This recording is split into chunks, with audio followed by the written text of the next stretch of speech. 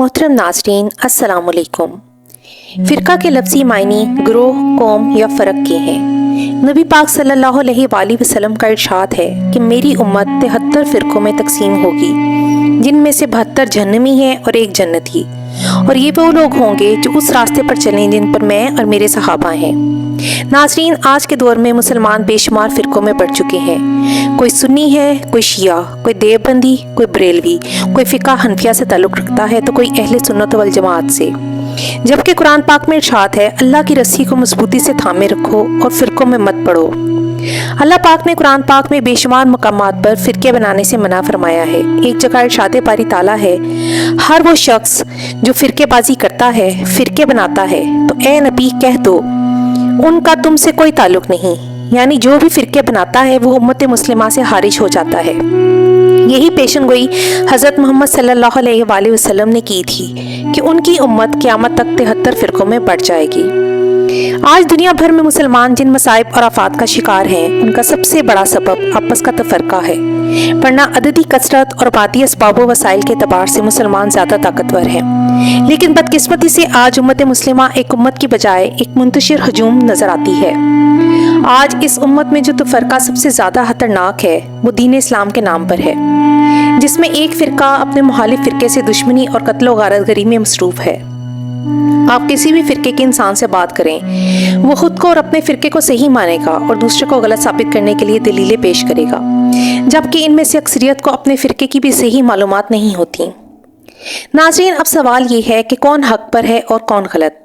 तो सबसे पहले अल्लाह की रस्सी यानी कुरान पाक की तालीम ज़रूरी है। इसके बाद सुन्नत रसूल से रहनुमाई लेनी चाहिए, फिर सहाबा की अमली ज़िंदगी, फिर ताबा और ताबा ताबीन की ज़िंदगी को समझा जाए, इन 5 अमामिल से सीखा जाए। लेकिन अगर आप कहीं ये देखें कि एक आमिल कोई और बात कह रहा है और दूसरा कोई और, तो आप कुरान पाक को खोल कर देखें, अहादीस से, सहाबा की ज़िंदगी से, तबा और ताबा ताबाइन से, फिर ही आप हकीकत तक पहुँच सकेंगे। यूँ तो नाजरीन पूरे माशरे को इस्लाह की ज़रूरत है, लेकिन खसूसियत के साथ इस्लाह नस्वां यानी ख़वातीन पर ज़्यादा तवज्जो देना ज़रूरी है, क्योंकि हर बच्चे का सबसे पहला मदरसा माँ की गोद है। माँ सही अकायद के हामिल होगी तो बच्चे के अकायद भी सही होंगे और वह सही दीन तक पहुँच सकेगा। दुनिया की सारी चहल पहल सिर्फ मर्दों के वजूद से नहीं है, बल्कि इसे आबाद रखने और इसे चलाने की सूरतों पर गौर करने में औरतों का भी बड़ा हिस्सा है। मुसलमान औरतों की गोद में सालाना हज़ारों बच्चे परवरिश पाते हैं। अगर इन बच्चों को न दीन सिखाया जाता है, न दीन के लिए बहादुरी पर इनको उभारा जाता है। लड़के अच्छी खासी लड़कियां बने हुए हैं, लड़कियों को सजने संवरने की फिक्र नहीं होती जितनी अब लड़कों को हो गई है। अच्छे अच्छे दीनदार कहलाए जाने वाले भी अपने बच्चों को मदरस में कुरान और हदीस पढ़वाने के लिए राजी नहीं हैं। नाजरीन, आप अपने इर्द गिर्द अपने गली मोहल्ले या इलाके में नजर दौड़ाएं, आपको आजकल अपने इलाके में बेशुमार खवातीन के मदरसे नजर आएंगे। लेकिन वहां जाकर देखें, चंद बच्चियों के अलावा आपको वहां उम्र रसीदा खवातीन की तादाद ज्यादा नजर आएगी, और इन खवातीन की अपनी औलाद दीन से उतनी ही दूर होगी। क्या मजहब की तालीम सिर्फ अपने लिए ही हासिल करनी होती है या अपनी नस्ल की तरबियत के लिए? बहुत सी खवातीन एक ट्रेंड के तौर पर टाइम पास करने या फारिग वक्त को यूटिलाइज करने के लिए एक दूसरे की देखा देखी मदरसों का रुख इस उम्र में करती हैं जब वो अपनी औलाद की तरबियत मुकम्मल कर चुकी होती हैं, यानी वो अपनी औलाद की तरफ से फरागत पा चुकी होती हैं, घरेलू जिम्मेदारियां कम हो चुकी होती हैं। तब उनको ख्याल आता है चलो अब दीन सीखने ही ले, लेकिन अमल पैरा सिर्फ इतने हिस्से पर होंगी जितना वो अपने लिए मुनासिब समझती हैं। मेरा इन खवातीन से कोई इख्तलाफ नहीं, लेकिन ये सवाल ज़रूर है कि इस्लामी घराने में पैदा होकर आपको इस्लाम सीखने की जल्दी क्यों नहीं थी? ये शऊर ढलती उम्र में ही क्यों आया कि मदरसे में जाकर किसी बाजी से दीन समझा जाए? कुरान की तालीम तो तकरीबन तमाम घराने की बच्चियों को बचपन में ही दे दी जाती है, लेकिन तब या जवानी में जब दुनियावी इल्म की फ़िक्र ज़्यादा थी, तब दीन की फ़िक्र क्यों नहीं हुई? चलें जी, अल्लाह जब भी तौफीक दे इंसान के लिए अच्छा है, लेकिन ये तौफीक सिर्फ अपने लिए ही क्यों? अपनी औलाद, बहू, बेटी, बेटे, दामाद और शोहर के लिए क्यों नहीं? यानी आप नेक दिखना पसंद करती हैं, नेक बनना नहीं। जिस तरह औरत का नान नफका मर्द के ज़िम्मे है, इसी तरह औलाद की तरबियत औरत के ज़िम्मे भी है।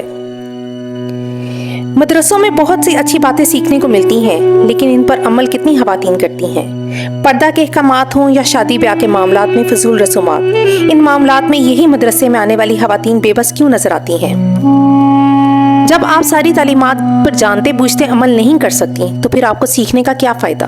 یعنی منافقانہ روش کیوں اختیار کر لیتی ہیں کہ قرآن و حدیث کے کچھ حصے پر عمل پیرا ہو جائیں گے اور کچھ کو پس پش ڈال دیا جاتا ہے۔ اب چلتے ہیں اپنے اصل موضوع کی طرف، یعنی فرقہ۔ تو جناب، ہر علاقے میں موجود ان مدرسوں کا تعلق مختلف فرقوں سے ہوتا ہے۔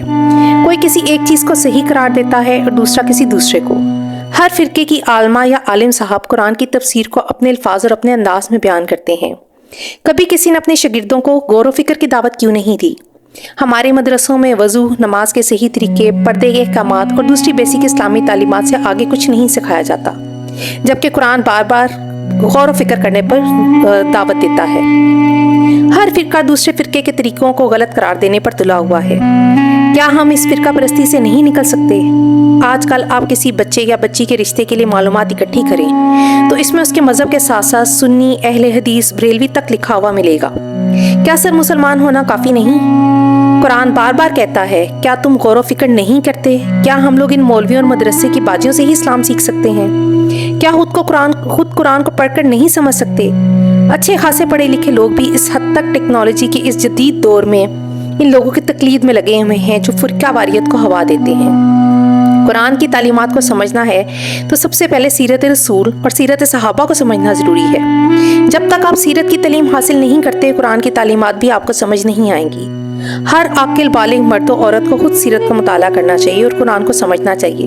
صرف مسلمان ہونا ضروری ہے، کسی فرقے کی تقلید کی ضرورت باقی نہیں رہے گی۔ آج موبائل اور انٹرنیٹ جیسی سہولیات تقریباً ہر ایک کو میسر ہیں۔ آپ تجوید سیکھنا چاہیں یا تفسیر، آپ کو ہر چیز انٹرنیٹ پر مل جائے گی۔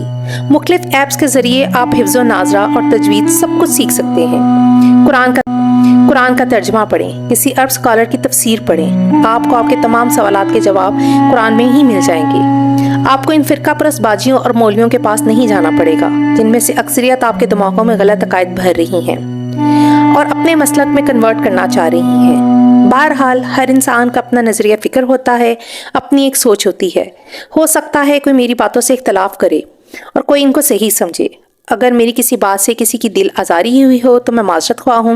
اگر آپ کو میری ویڈیو اور پیغام اچھا لگے تو میری ویڈیو کو لائک اور شیئر ضرور کیجیے گا اور میرے چینل کو سبسکرائب کیجیے گا۔ اللہ حافظ۔